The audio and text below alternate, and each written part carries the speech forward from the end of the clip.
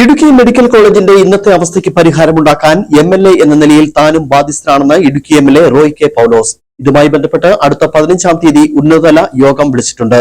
അതിനുശേഷം ആരോഗ്യവകുപ്പ് മന്ത്രി ഇടുക്കി മെഡിക്കൽ കോളേജ് സന്ദർശിക്കുമെന്നും MLA കൂട്ടിച്ചേർത്തു. ഡോക്ടർമാരുടെ കുറവ് പരിഹരിക്കാൻ അടിയന്തര ശ്രമം നടത്തിവരികയാണ്. ഇടുക്കി മെഡിക്കൽ കോളേജിൽ എത്തുന്ന രോഗികൾക്ക് ജീവൻ രക്ഷിക്കാൻ ആവശ്യമായ സംവിധാനങ്ങൾ ഒരുക്കുമെന്നും MLA പറഞ്ഞു. കോളേജിൽ ഒരുപാട് പോരായ്മകളുണ്ട്. 2012 അനുമതി കിട്ടി 2013 പ്രവർത്തനം ആരംഭിച്ച ഒരു മെഡിക്കൽ കോളേജാണ് നമ്മുടേത്. ഇപ്പോഴും പക്ഷേ അതിൻ്റെ ഒരു ബാലാരിഷ്ടതകൾ നമ്മുടെ മെഡിക്കൽ കോളേജിന് മാറിയിട്ടില്ല എന്നുള്ളതാണ് ഇപ്പോഴും അവിടുത്തെ കാര്യങ്ങൾ പരിശോധിക്കുമ്പോൾ നമുക്ക് മനസ്സിലാക്കാൻ കഴിയുന്നത്.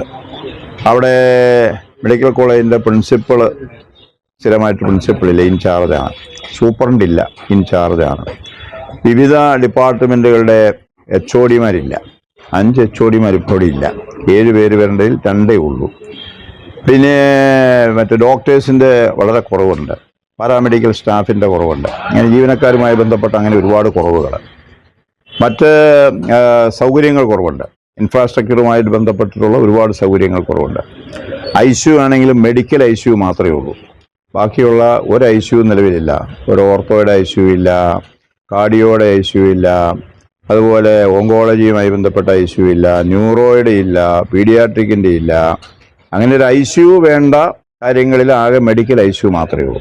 അപ്പോൾ അതുകൊണ്ട് എന്തെങ്കിലും ഒരല്പം പരിക്ക് പറ്റുന്ന ഒരാളവിടെ ചെന്ന് കഴിഞ്ഞാൽ അവരെ സംരക്ഷിക്കാൻ ഒരു ICU ഉണ്ടെങ്കിലേ പലർക്കോട് നിർത്താൻ പറ്റത്തുള്ളൂ. അപ്പോൾ ICU ഇല്ലാത്തതിൻ്റെ ഒരു വലിയ പ്രശ്നമുണ്ട്.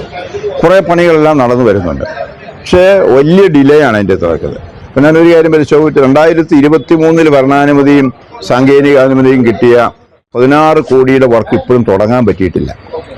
3 വർഷം മുമ്പ് ഭരണാനുമതിയും സാങ്കേതിക അനുമതിയും കിട്ടിയിട്ട് 3 വർഷം കഴിഞ്ഞു. 16 കോടി രൂപയുടെ വർക്കാണ്, തുടങ്ങാൻ പറ്റിയിട്ടില്ല ഇപ്പോഴും.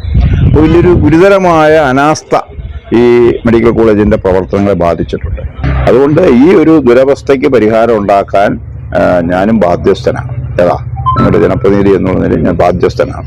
അതുകൊണ്ട് അതെന്തെല്ലാം ചെയ്യാൻ കഴിയുമോ അതിൻ്റെ അകത്ത് സ്ഥിരമായൊരു ഫോളോ അപ്പ് നടത്തി ഇന്ന് നിലവിലുള്ള ഈ പ്രതിസന്ധിക്ക് പരിഹാരം കാണാനും അവിടേക്ക് എത്തുന്ന ഒരു രോഗിക്ക് ജീവൻ രക്ഷിക്കാൻ ഉതകുന്ന സംഗതികൾ എന്തൊക്കെ വേണോ അത് ഉണ്ടാവുക എന്നുള്ള നിലയിലേക്ക് മെഡിക്കൽ കോളേജിൻ്റെ പ്രവർത്തനങ്ങൾ മാറ്റുക എന്നുള്ളതാണ് ആഗ്രഹിക്കുന്നത്.